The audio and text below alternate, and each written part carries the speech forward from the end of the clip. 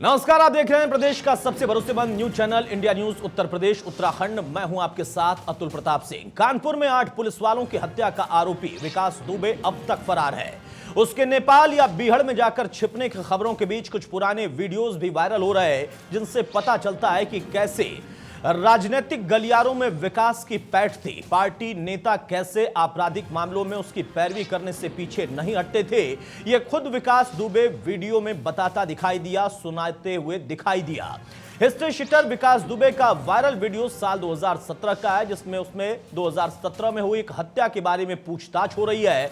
उसमें वो बता रहा कि कैसे एक हत्या में उसका नाम कथित रूप से फर्जी तरीके से आ गया था, जिसे निकलवाने में कुछ नेता लोग उसकी मदद कर रहे थे। इसमें उसने बीजेपी के विधायक भगवती प्रसाद सागर, अभिजीत सिंह सांगा का नाम लिया है। विकास दुबे पर वीडियो सामने आने पर बीजेपी विधायक सागर और सांगा ने विकास दुबे के साथ अपने रिश्तों को पूरी तरह से खारिज कर दिया। भगवती सागर ने कहा कि विकास दुबे अपने बचाव में सत्ता पक्ष के किसी भी नेता या जनप्रतिनिधि का नाम ले सकता है। उधर कानपुर शूटआउट में शहीद सीओ देवेंद्र मिश्रा ने चौबेपुर के निलंबित एसएचओ विनय तिवारी के खिलाफ 8 प्रारंभिक जांच रिपोर्ट उच्च अधिकारियों को भेजी थी। इसमें शहीद सीओ देवेंद्र मिश्रा ने विनय तिवारी को भ्रष्टाचारी बताया था और रिपोर्ट में लिखा था कि विनय तिवारी के जुए के कारोबार में भूमिका है। शहीद देवेंद्र मिश्रा ने चौबेपुर के निलंबित एसएचओ विनय तिवारी को पहले ही हटाने की सिफारिश उच्च अधिकारियों से की थी, लेकिन उस पर कोई संज्ञान नहीं लिया गया, उस प्रकरण पर कोई एक्शन नहीं हुआ। उधर शहीद सीओ देवेंद्र मिश्रा की बेटी वैष्णवी ने एक बड़ा बयान दिया। वैष्णवी ने कहा कि पुलिस में भर्ती होकर वो अपने पिता की हत्या का बदला जरूर लेंगी। उन्होंने आगे कहा कि हत्याकांड दरअसल एक बड़ी साजिश है। अभी तक जो सबूत मिले हैं वो इसी तरफ इशारा कर रहे हैं। वैष्णवी ने यह भी कहा कि इस मामले की जांच सीबीआई से कराई जानी चाहिए ताकि पूरी साजिश का पर्दाफाश हो सके। अब ऐसे में सवाल है कि विकास दुबे को कौन राजनीतिक संरक्षण देता था? विकास दुबे का खाकी के साथ, खादी के साथ गठजोड़ था क्या? इन्हीं सवालों पर हम चर्चा करेंगे खास पैनल के साथ बड़ी बहस में।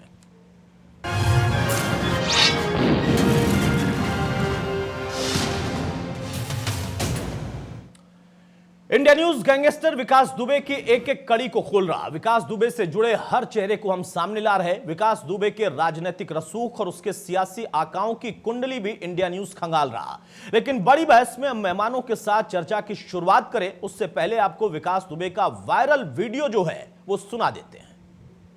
ये जो थाने में जो है तुम्हारे लिए एफिडेविट पढ़ रही हैं, तो इसको देने के लिए क्या तुमने कोई दबाव बनाया था किसी के ऊपर?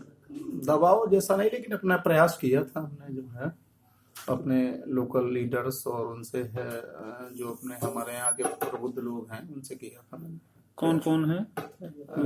से हमारे लोकल विधायक हैं, भगवती प्रसाद सागर जी हैं और अभिजीत सिंह सांगा जी हैं एमएलए, और हमारे ब्लॉक प्रमुख हैं राजेश कमल जी, और जिला पंचायत अध्यक्ष हैं गुड्डन कटियार जी, और प्रधान लोग भी हैं 2 3 4 5 लोग। तो इन लोगों ने क्या लोग डराया धमकाया? नहीं, डराया धमका नहीं है। ये इन लोगों को समझाया था कि देखो अगर ये नहीं है और ये फर्जी हैं तो इनकी मदद करो, अगर ये मुजरिम है तो कोई बात नहीं, लेकिन ये चूंकि फर्जी हैं इसलिए आप इनके लिए जो है जो भी साफ करना है उन्हें। तो तुम्हारी पत्नी ने तो नहीं डराया धमकाया? नहीं, पत्नी मेरी कभी जाती नहीं है मेरा बच्चों का। वो खाली बैठक जो जिला पंचायत की बैठक होती है बस उतने उसमें। तो ये इन लोगों से जो माननीय लोग हैं तुम्हारी बात होती है? जी हाँ, टेलीफोनिक? हाँ, टेलीफोनिक भी होती है, आने जाने से मुलाकात भी होती है। तो कौन सा ही तुमने इन लोगों से बात की कि ऐसे ऐसे कराइए? हाँ, नहीं, पहले तो हमारे लोकल लोगों ने कहा, वहाँ गांव के लोगों ने जब ये बात सुनी, इसके बाद फिर हमने भी प्रयास किया कि ये बात है, तो फिर इन लोगों ने मदद भी की कि अगर ये गलत इनका नाम इसमें आया है तो इसको जो है किसी तरीके से नाम इनका निकाला जाए, गलत है तो ये कैसे पता लगा आपको कि जो है आपका नाम गलत आया है? या ये साहब पूरी जनता जानती है, मैं स्वयं जानता हूँ कि जब जिस मैटर से मेरे कोई मतलब जिस समय ये हत्या हुई थी मेरा नाम उस समय खडेंद्र में बाद में बढ़ाया गया था तीसरी फर्द में, तीसरी तहरीर में। किसकी हत्या हुई थी? एक कुशवाहा जी हैं, उनके भाई की हत्या हुई थी। नाम तो उनका जिनका नहीं, उनका नाम मालूम है, जो वादी हैं। हत्या किस तरह से हुई थी? हत्या वो आपस में चुनाव की रंजिश में हुई थी, प्रधानी के चुनाव की रंजिश में हुई थी। तो खेत पे गेहूं मरने गए थे एक पक्ष, तो दूसरे पक्ष ने गोली चला दी थी, उसमें दोनों पक्ष इंजर्ड हुए थे। अच्छा, उसी में मौत हो गई थी? हाँ, एक मौत हो गई थी। दूसरे पक्ष का 2 लोग घायल हो गए थे और एक पक्ष का एक की मौत हो गई थी। उसमें तुम्हारा भी नाम आया? हाँ, उसमें हमारा नाम खडेंद्र के रूप में 120 के रूप में आया था मेरा। 120 में? जी हाँ, 120 में मेरा नाम आया। और दूसरा मुकदमा कौन सा है? दूसरा लोग पैरवी।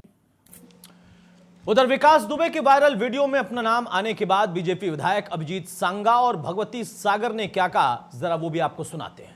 2017 का जब एसटीएफ ने विकास दुबे को गिरफ्तार किया, तो निश्चित रूप से जब कोई अपराधी गिरफ्तार होता है तो जो बयान देता है, जो अपने बातें बताता है, उसकी जांचें होती हैं। जांच हुई होगी, निश्चित रूप से कहीं हमारी संलिप्तता, कहीं कोई भूमिका नहीं पाई गई होगी, तभी आज तक पुलिस ने हमसे कोई इस विषय में कोई जानकारी ना दी, ना कोई पूछताछ की।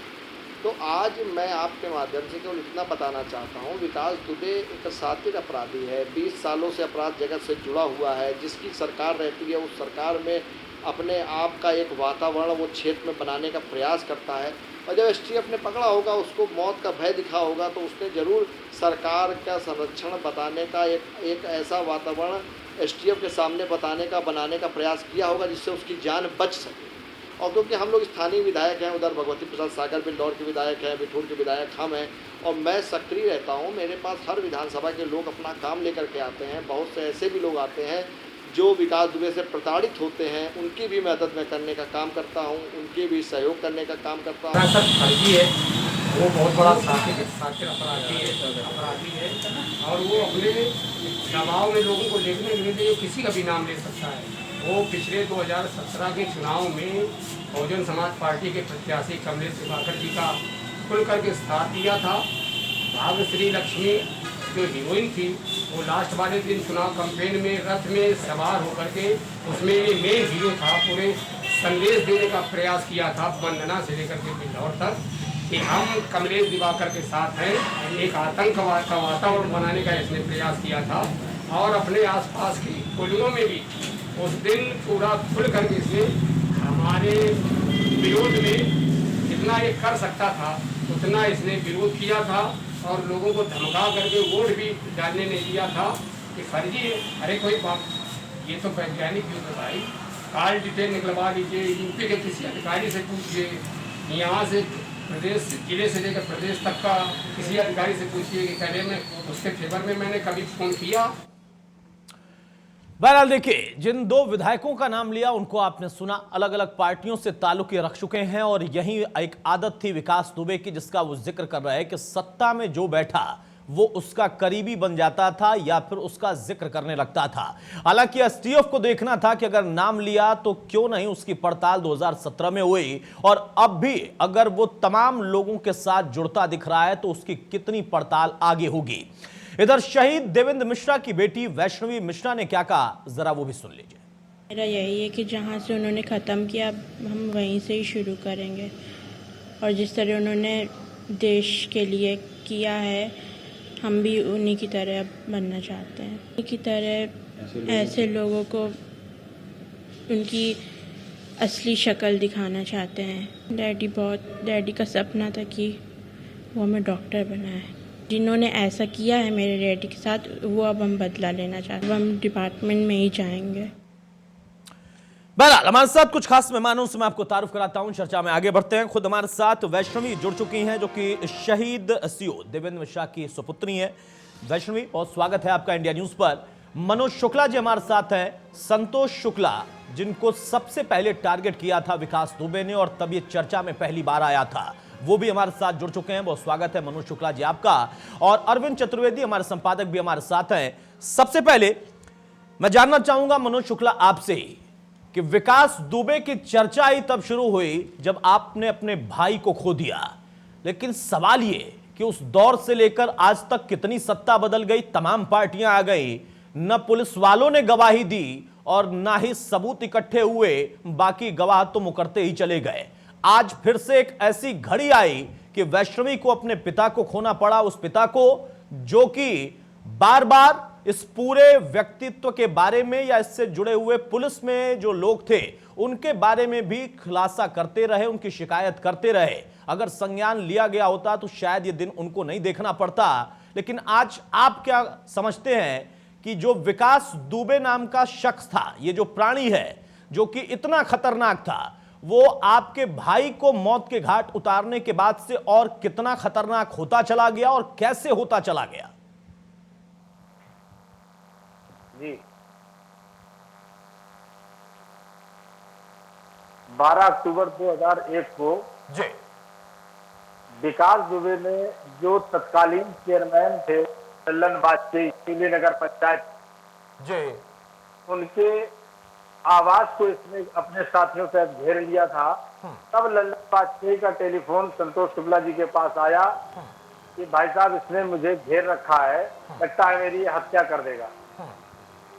तो संतोष शुक्ला जी ने कहा कि मैं यहाँ से निकल रहा हूँ, तुम घर के अंदर ही रहो। और वो यहाँ से निकले, 55 मिनट में जो है शिवली थाने परिसर के अंदर पहुंच गए। वहां जो तैनात सब इंस्पेक्टर और पुलिस के सिपाही थे, उनसे कहा कि वो उसका घर घेरे हुए है, आप लोग क्या कर रहे हैं? तब तक इधर विकास दुबे को इस जानकारी मिल गई कि संतोष शुक्ला थाने के अंदर आ चुके हैं और कुछ ना कुछ होगा। तो वो वहां से अपनी पूरी साथियों के साथ थाने के अंदर उसने प्रवेश किया और आते ही संतोष शुक्ला जी जहां बैठे थे उनके ऊपर राइफल की गोलियों से हमला कर दिया और उनकी वहीं पे मौत हो गई और विकास दुबे वहां से फरार हो गए। उस समय थाने में 25 सिपाही, 5 सब इंस्पेक्टर मौजूद थे। जी फिर इसके बाद जब मुकदमा ट्रायल पे आया, न्यायालय में जब इसने सरेंडर किया, उस समय उत्तर प्रदेश में भारतीय जनता पार्टी की सरकार थी, लेकिन कुछ माननीय लोग भारतीय जनता पार्टी के उसकी मदद कर रहे थे। और जिस समय उसने सरेंडर किया तो भारतीय जनता पार्टी, समाजवादी पार्टी और बसपा के कुछ माननीय लोग उसके समर्थन में कचहरी तक आए थे। जब वो सरेंडर कर चुका और मुकदमा ट्रायल पे हुआ तो एक भी सिपाही ने और एक भी, जी हाँ, बिल्कुल किसी ने भी गवाही नहीं दी और ये पूरा प्रदेश जानता है। हमारे साथ मनोज जी आप बने रहिए। वैष्णवी हमारे साथ जुड़ी हुई हैं। वैष्णवी, बहुत दुख की घड़ी है, हम सबकी संवेदना आपके साथ है, आपके परिवार के साथ है। लेकिन जिस शख्स ने आपके पिता को मौत के घाट उतार दिया, उन्होंने शहादत दी अपने कर्तव्य पथ पर, उस शख्स के लिए आपके मन में जो घृणा है और जो आप कह रही कि आप खुद भी पुलिस में भर्ती होकर ऐसे तमाम लोगों को खत्म करने का काम करेंगी या इनके खिलाफ लड़ाई लड़ेंगी, लेकिन वाकई तकलीफ हो रही होगी मन में। जो चिट्ठी अभी सामने आई है इंडिया न्यूज के जरिए भी कि आपके पिता ने पल पल इस शख्स के खिलाफ या इससे जुड़े लोगों के खिलाफ शिकायत भी की और उसके खिलाफ एक्शन लेते लेते उन्होंने शहादत दी।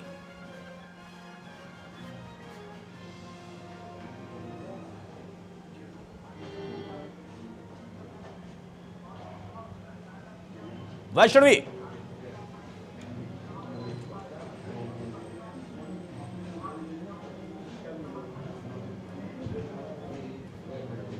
वैष्णवी मेरी आवाज आप तक जा रही है?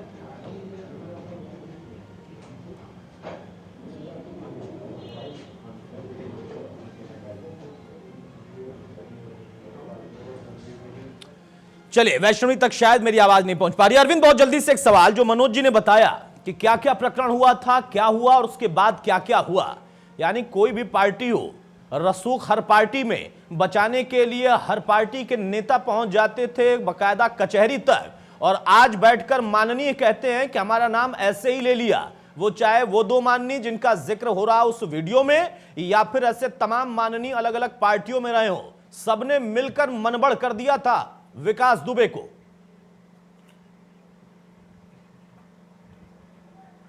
अतुल, बहुत बड़ा सवाल खड़ा किया है मनोज शुक्ला जी ने, और मैं इनकी हिम्मत की दाद देना चाहूंगा, लेकिन मैं इसमें चाहता हूं कि एक कदम और आगे बढ़ें और ऐसे लोगों को बेनकाब करने की आवश्यकता है जिन लोगों ने ऐसे अपराधी, ऐसे माफिया, ऐसे बदमाश, ऐसे हिस्ट्री शीटर का साथ देने का काम किया है। मैं समझता हूं कि आज वो वक्त आ गया है जब सारे लोग एक जगह इकट्ठा हों, खड़े हों और ऐसे लोगों को नेस्तनाबूद कर दें, उनको जड़ से खत्म करने का काम करें। वो वक्त आ गया है। और मनोज जी को भी मैं कहूंगा कि पूरा देश इस समय आपके साथ है और शायद अब वो वक्त आ गया है जिस समय आप अपने भाई की लड़ाई लड़ रहे थे, एक गवाह आपके लिए नहीं खड़ा हुआ, लेकिन आज आपके साथ पूरा देश खड़ा है, पूरी मीडिया खड़ी है, सरकार खड़ी है और ऐसे पुलिस वाले खड़े हैं जो अपने भाई के बलिदान पर कुछ करना चाहते हैं। तो मनोज जी, ऐसे लोगों के नाम को आप बताने का काम करें जिन लोगों ने ऐसा काम किया था, जिस समय आपको जरूरत थी उस समय आपको उन्होंने धोखा देने का काम किया था, भाजपा को धोखा देने का काम किया था, या जो अन्य दलों में रहे होंगे उनको धोखा देने का काम किया था। तो ऐसे लोगों को एक्सपोज करिए, दुनिया कम से कम जाने तो सही कि सफेद कपड़े पहन के बैठने वाले ये लोग कौन हैं, उनको पता तो चले कि ये जो कंबल ओढ़ के घी पी रहे हैं ये लोग कौन हैं। कौन ऐसे लोग हैं जो अपराधियों के साथ कंधे से कंधा मिला के चलते हैं?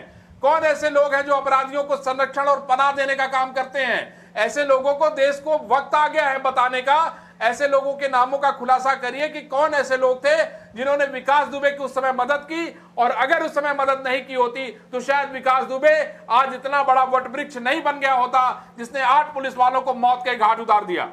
बिल्कुल सही बात है। और मनोज जी, वो लड़ाई लगातार अरविंद लड़ भी रहे हैं। वैष्णवी हमारे साथ जुड़ चुकी हैं। वैष्णवी, मेरी आवाज आप तक जा रही है?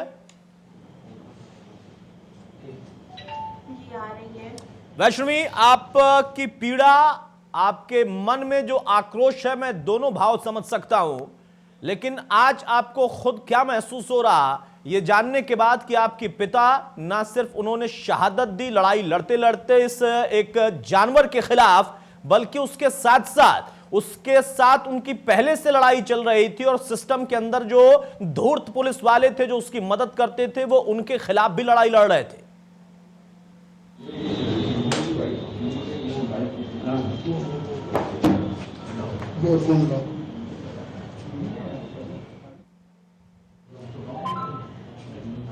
वैष्णवी, मेरा सवाल आप समझ पा रही हैं?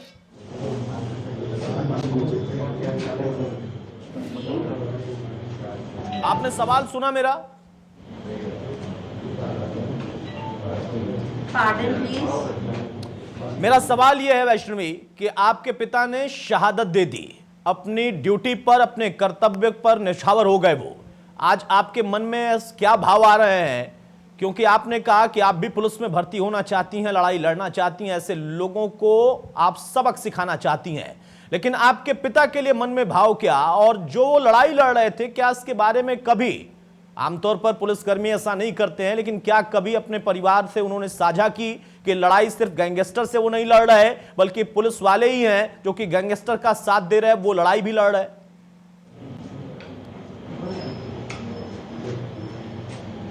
नहीं, ऐसा उन्होंने कुछ भी अपनी फैमिली के साथ शेयर नहीं किया था। जी, लेकिन अभी जो कुछ हुआ उसके बाद आपके मन में क्या है?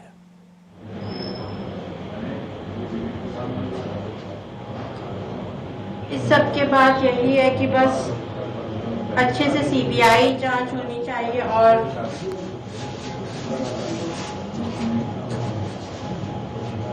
जी, अपनी बात पूरी करें, बेहिचक होकर बोलें आप वैष्णवी।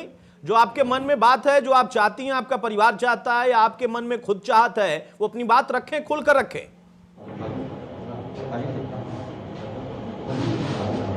इस मैटर में अच्छे से सीबीआई जांच होनी चाहिए और जिसने भी ये किया है वो सामने आए, और बस यही गवर्नमेंट से मेरी रिक्वेस्ट है। बहुत सारे राजनीतिक लोगों से जुड़ाव रहा है आपका, जिस प्रकरण में जिक्र हो रहा विकास दुबे प्रकरण में, आपको लगता है, आपको भरोसा है कि हाँ मौजूदा दौर में सही जांच होगी और सही तरीके से जांच होगी? जिस व्यक्ति का ये कृत्य है उसको भी उसका भरपाई उसकी करनी पड़ेगी, और जो राजनीति से जुड़े लोग उसको संरक्षण देते हैं उन पर भी एक्शन हो पाएगा? हाँ, मुझे गवर्नमेंट पे ट्रस्ट है कि वो सपोर्ट करेगा, ज़रूर करेगा, और योगी जी भी काफ़ी सपोर्ट करेंगे। ठीक है वैष्णवी, हमारे साथ आप बने रहिए। मनोज जी, देखिए, वैष्णवी अभी बहुत युवा हैं, उनके मन में जो भाव है उन्होंने पहले ही प्रकट कर दिया। कई और चीजें वो कह रही हैं, सीबीआई जांच की मांग कर रही हैं, लेकिन आपका खुद का अनुभव क्या है? और जो सवाल अरविंद ने उठाया था कि वक्त आ गया है कि आज आप फिर से जिस लड़ाई को आप अपने परिवार के साथ लगातार लड़ ही रहे हैं, हम ये नहीं कहते कि आप नहीं लड़ रहे, लेकिन उस लड़ाई को और बेहतर लड़ने का मौका भी आया है। आपने जिन लोगों का जिक्र किया था कि इनके फोन जाने के बाद उसके बाद ये हुआ, और फिर देखिए कि किसी पुलिस वाले ने गवाही तक नहीं दी, ऐसा क्यों हुआ? क्या आपको भी लड़ाई लड़ते लड़ते कुछ राजनीतिक लोगों का प्रेशर आया, विकास दुबे की तरफ से आपके ऊपर प्रभाव डाला गया या धमकाया गया, कुछ किया गया? ना धमकाया गया, ना माननीय का किसी का प्रेशर पड़ा मेरे ऊपर जी, लेकिन उन माननीयों का प्रेशर पुलिस वालों पे पड़ा और कुछ प्रमुख अधिकारियों पे पड़ा।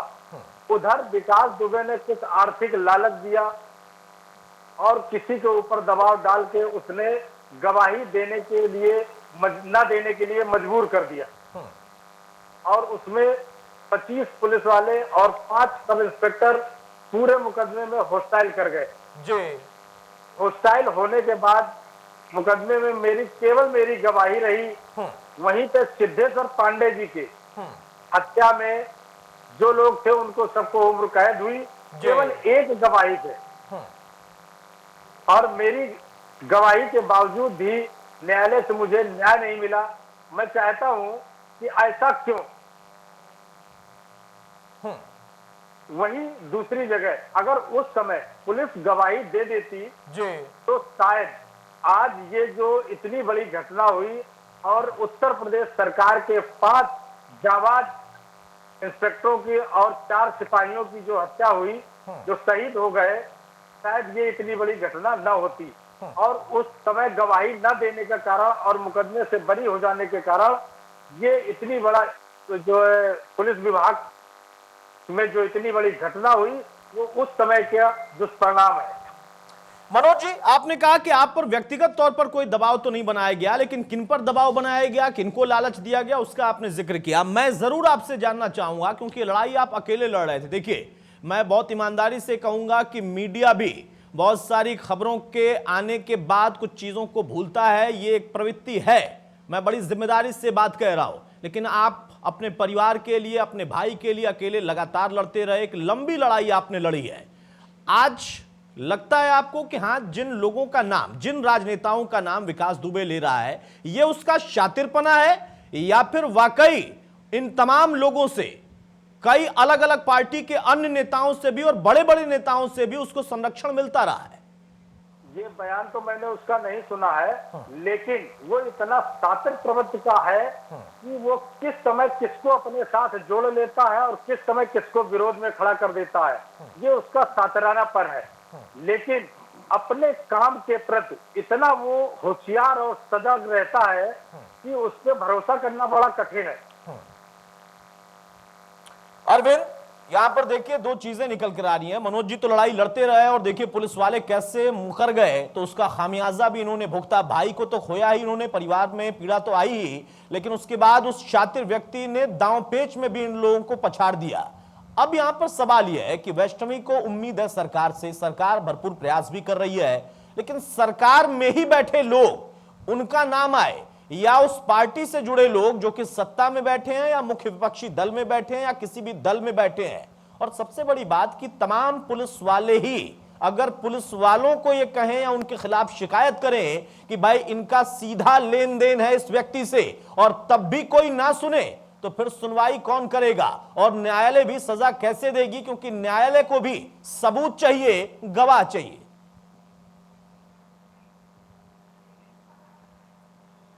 अतुल, निश्चित रूप से एकदम बहुत ही बेहतर सवाल आपने पूछा है, लेकिन मैं मनोज शुक्ला जी से पूछना चाहूंगा कि उस समय भारतीय जनता पार्टी की सरकार थी, आपकी सरकार थी, और मुझे लगता है कि आपके जो भाई थे, प्रभावी व्यक्ति थे, उनको मंत्री बनाया गया था।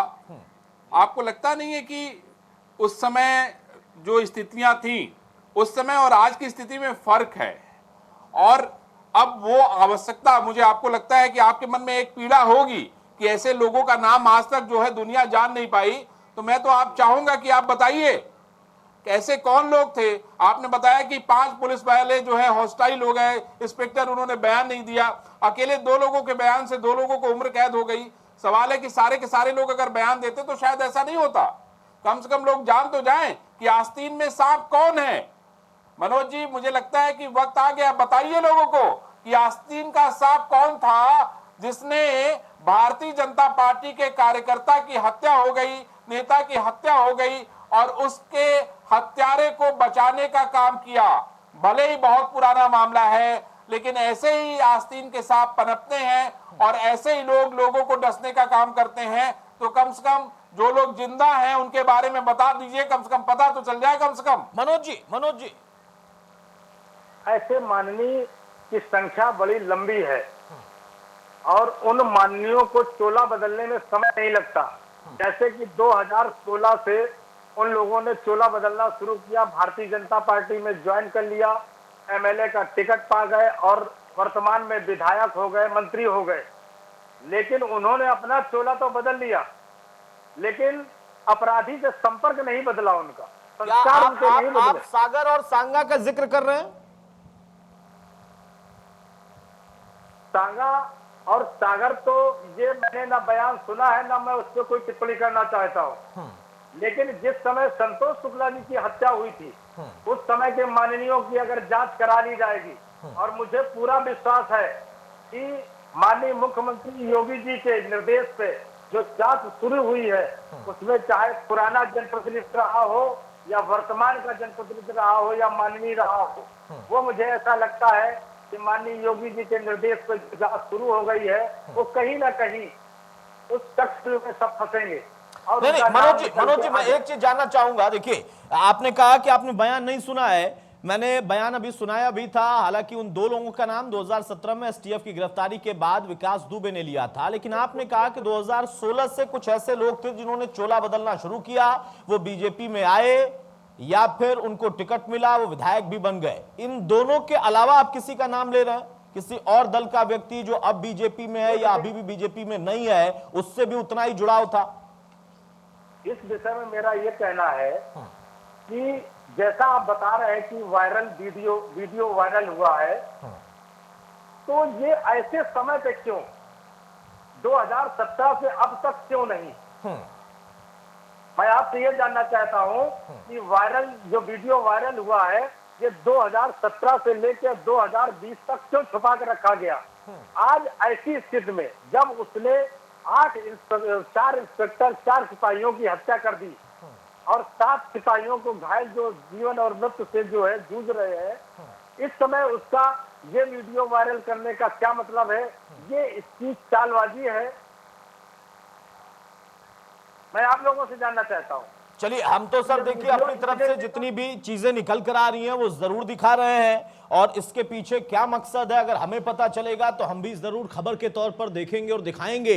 लेकिन कुछ चीजें आपको पता थी या पता है वो हम जानना चाहते हैं। हमारा अधिकार क्षेत्र खबर को दिखाना, उस पर चर्चा करना है। अगर कोई इनपुट आएगा, जैसे एक चिट्ठी आई जो कि वैष्णवी के पिता ने अपने पद पर रहते हुए लिखी थी, हमने उस चिट्ठी को भी दिखाया, हमने उसको भी दिखाकर ये बताया, सरकार तक बात पहुंचाई कि भाई उस व्यवस्था में रहते हुए, पुलिस व्यवस्था में रहते हुए इस पद का व्यक्ति ये लिखता है अधिकारियों को, लेकिन अनदेखी की जाती है।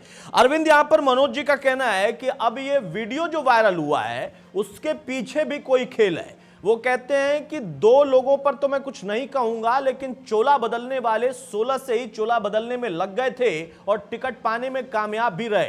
तो सीधा संकेत तो इन्हीं 2 पर जा रहा है, इसके अलावा भी कुछ और हैं क्या? और यहां सबसे अहम बात यह है कि अब आगे इसमें कैसे उन कड़ियों को जोड़ा जाएगा। जब पुलिस में उसका उतना ही प्रभाव, नेताओं में उतना ही उसका प्रभाव, तो फिर बात आगे कैसे बढ़ेगी?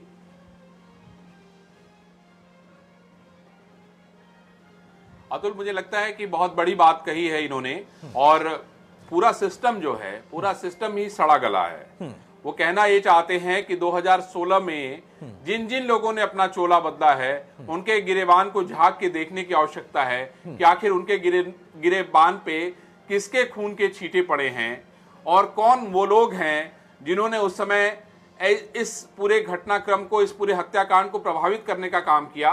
मैं समझता हूं सभी जो मानिंद है वो लोग जानते होंगे, उनके बारे में बताने की जरूरत नहीं है। और राजनीति और अपराध का ऐसा गठजोड़ है, ये कोई नई बात नहीं है तुल।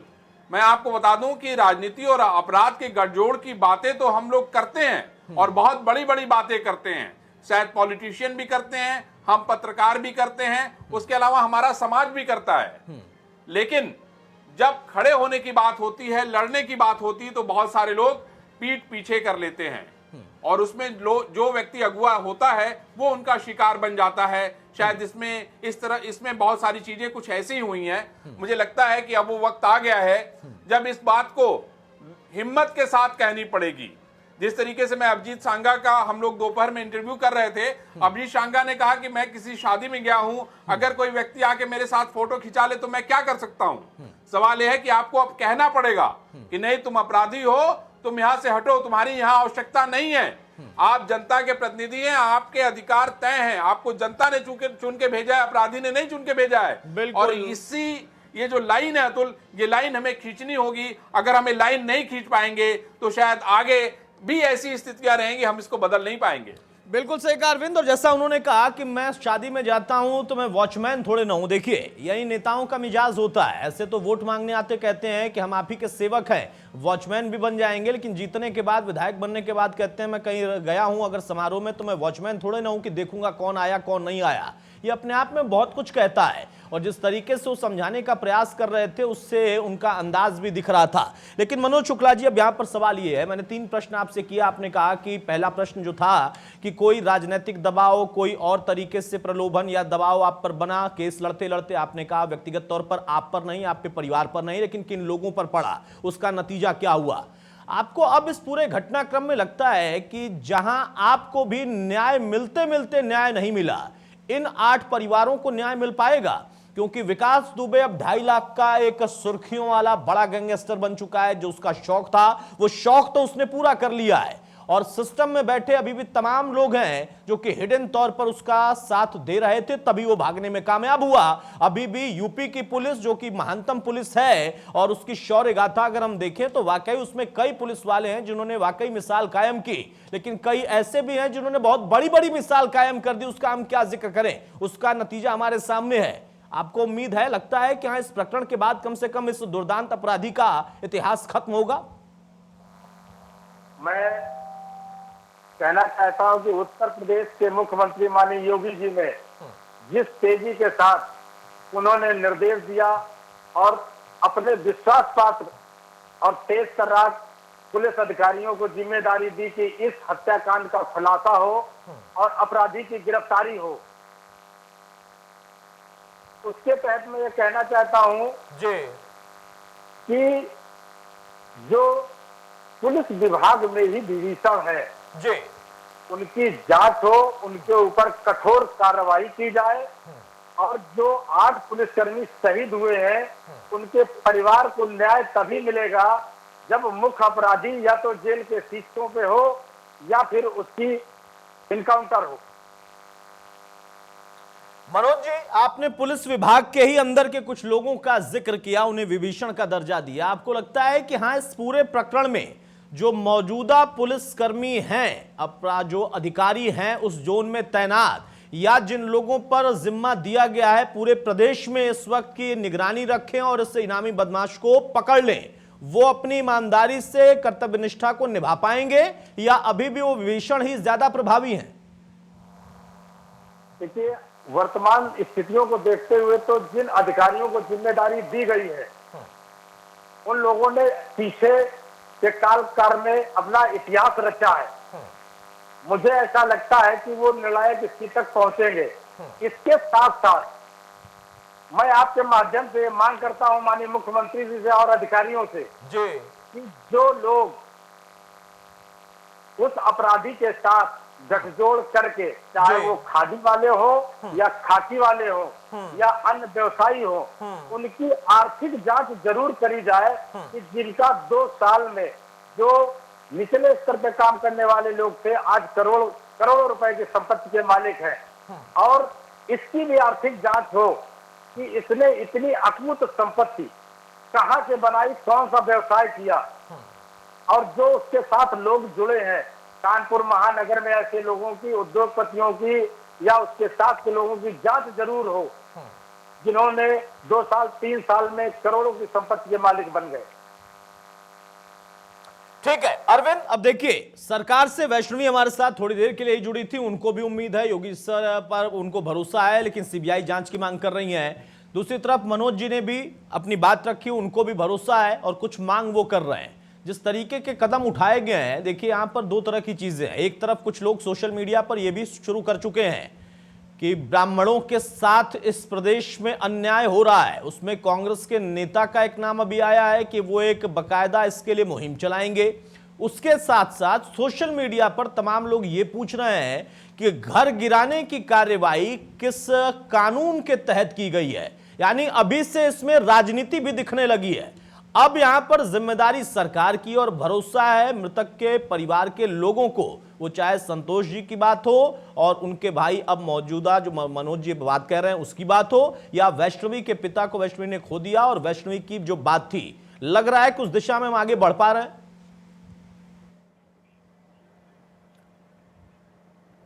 अतुल देखिए, बड़े दुर्भाग्य के साथ मुझे कहना पड़ रहा है कि जिन लोगों ने भी ये सवाल उठाया है कि ब्राह्मणों के साथ अत्याचार हो रहा है, मैं समझता हूं कि उनको जरा सा विकास दुबे के बारे में बेहतर जानकारी होनी चाहिए कि 150 संगीन धाराओं में दर्ज मुकदमे वाला ये अपराधी आज ब्राह्मण हो या किसी अन्य जाति का हो, ऐसे लोगों को शायद मैं समझता हूं कि कोई व्यक्ति सपोर्ट नहीं कर सकता। जिसका पूरा दामन काला हो, उसको पता ही नहीं कि ब्राह्मणत्व का गुण क्या होता है, उसके बारे में हम क्या बात करें। सिर्फ जाति से ब्राह्मण होना जरूरी नहीं होता है अतुल। इस बात को उन नेताजी को भी समझना और सोचना चाहिए कि नहीं, ब्राह्मणत्व तो क्या होता है। और ये सारी बातें सिर्फ इसलिए की जाती हैं क्योंकि जो आरोपी है, जो अपराधी है, उसको बचाया जा सके। बिल्कुल, बिल्कुल। और उसकी शुरुआत की जा चुकी है। लेकिन मैं आपको अतुल एक बात यहाँ पे कहना चाहता हूं कि मुख्यमंत्री योगी आदित्यनाथ के कार्यों में उनकी छवि को लेके हो, उनके निर्णय को लेके हो, उनके काम करने के तरीकों को लेकर हो, कोई सवाल नहीं है। लेकिन काम तो अफसरों को करना है अतुल। काम तो अफसर करेंगे, रिजल्ट तो अफसरों को देना है। बिल्कुल। और आप देखिए कि कानपुर में जिस तरह की यह घटना हुई, जो लोग वहां पर गए उनके पास हथियार नहीं थे, इस बात की जानकारी चौबेपुर पुलिस ने लीक करके विकास दुबे को दे दिया और उसका परिणाम क्या हुआ, ये जगजाहिर है।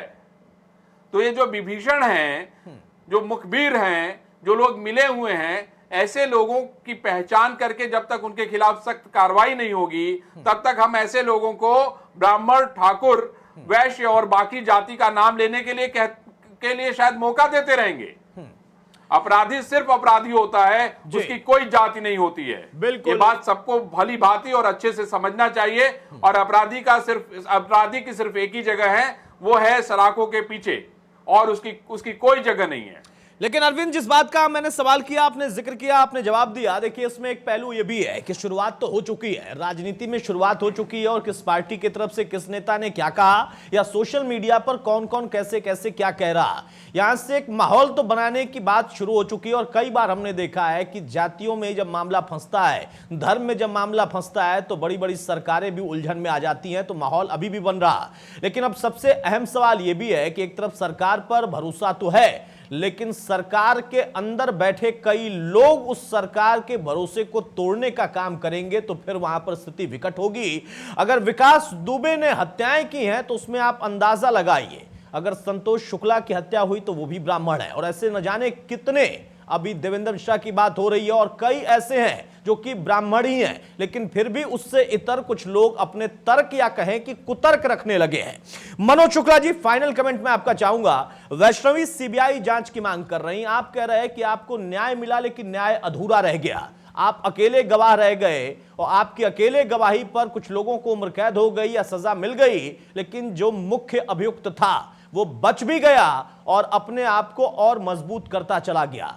इस पूरे प्रकरण के बाद आपको लगता है कि कुछ और एजेंसी इन्वॉल्व हो इसमें, या आप उम्मीद करते हैं और भरोसा है कि सरकार प्रदेश की और प्रदेश की हमारी पुलिस टीम इस व्यक्ति को ठिकाने लगाएगी, सलाखों के पीछे पहुंचाएगी, या फिर जो उसका खामियाजा भुगतना होगा अगर मुठभेड़ करता है तो वो भुगतेगा?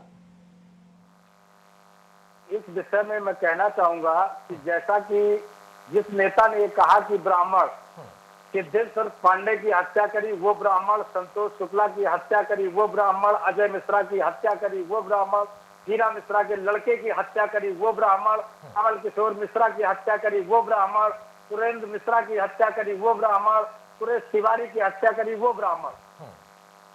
जो ब्राह्मणों के मसीहा बनना चाहते हैं उनको पहले ये सोचना चाहिए कि अपराधी की कोई जात नहीं होती। बिल्कुल। और जो सोशल मीडिया पे इस तरीके का लोग लेखनी चला रहे हैं उनसे मेरा आग्रह है कि वो अपराधियों को और जो उनके किए गए कृत्यों को जातियों में न बांटे।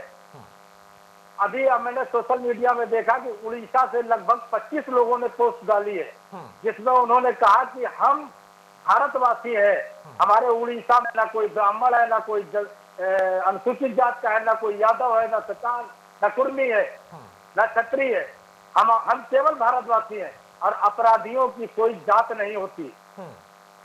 और विकास दुबे की बात करते हैं तो देवेंद्र मिश्रा कोई अनुसूचित जात के नहीं है, देवेंद्र मिश्रा कोई क्षत्रिय जात के नहीं है, बिल्कुल। देवेंद्र मिश्रा कोई यादव नहीं है, संतोष शुक्ला कोई अन्य जात के नहीं है। ऐसे नेताओं को अपने आंख नाक कान खोल लेना चाहिए। बिल्कुल। और ये सब केवल खादी, खाकी और अपराधी, ये तीनों का जो गठजोड़ है, जो ऐसे लोग चर्चा कर रहे हैं, फेसबुक में डाल रहे हैं, ऐसे लोगों को अपने नाक कान आंख तक खोल लेना चाहिए। उनका भी परिवार है, उनके भी बच्चे हैं। जिस तरीके से बैसुनी अपने माँ बाप की इकलौती बेटी है, इस समय उससे क्या गुजर रही होगी। देवेंद्र मिश्रा जैसा कर्तव्यनिष्ठ इंस्पेक्टर सीओ कानपुर शहर में बहुत जगह उनकी पोस्टिंग रही है, उनके निकट बहुत लोग रहे हैं, उनके स्वभाव से, उनकी वर्किंग से बहुत लोग परिचित थे। मैं देवेंद्र मिश्रा के परिवार से व्यक्तिगत रूप से परिचित हूं, लेकिन जो इस अपराधी ने कृत्य किया है, निर्मम हत्याएं की है, जिनको हम लोग आज शहीद का दर्जा दे रहे हैं, बलिदान के लिए नमन कर रहे हैं, उनका भी एक परिवार है। बिल्कुल। और मुझे विश्वास है कि माननीय योगी जी के सरकार में उनके कथनी में और करनी में कोई अंतर नहीं है। उनकी दृढ़ इच्छा इतनी मजबूत है कि जो कहते हैं वही करते हैं। और जो पुलिस विभाग के आला स्तर लगाए गए हैं, मुझे लगता है कि वो लोग, हो सकता है 1-2 दिन लेट, लेकिन निर्णायक पोजीशन पे पहुंच के हम लोगों को न्याय जरूर मिलेगा, ऐसी मुझे उम्मीद है। देखिए, बड़ी बात है कि अगर आपको इस वक्त में ये उम्मीद है तो ये अपने आप में बड़ी बात है। अरविंद, फाइनल कमेंट मैं आपका भी चाहूंगा। देखिए, वैष्णवी को भी भरोसा था और मनोज जी भी कह रहे हैं वो व्यक्तित्व को समझते हैं जो मुख्यमंत्री का व्यक्तित्व है, और निर्णय लेने का और निर्णय पर अमल करने का भी उनका जो अंदाज है उसका भी वो जिक्र कर रहे हैं। तो हम भी उम्मीद कर सकते हैं कि हाँ, विकास चैप्टर क्लोज होगा। अब इससे ज्यादा कम से कम विकास दुबे का विकास नहीं चाहिए।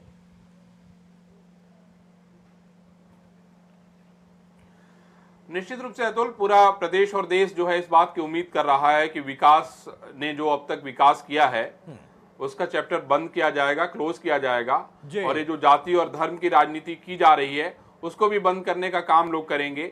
और जो नेता जो देश चलाने का काम कर रहे हैं, बड़ी बड़ी बातों को करने का काम कर रहे हैं, वो भी अब इस बात की लाइन तो कम से कम खींचने का काम करेंगे ही कि अपराधी कौन है और नेता कौन है।